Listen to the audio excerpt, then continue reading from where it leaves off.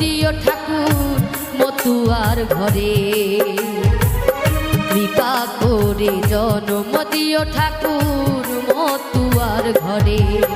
তুমি আবার যদি পাঠাও ঠাকুর, আবার যদি পাঠাও ঠাকুর আমাকে ভবের পরে, কৃপা করে জন্ম দিও ঠাকুর মতুয়ার ঘরে, কৃপা করে জন্ম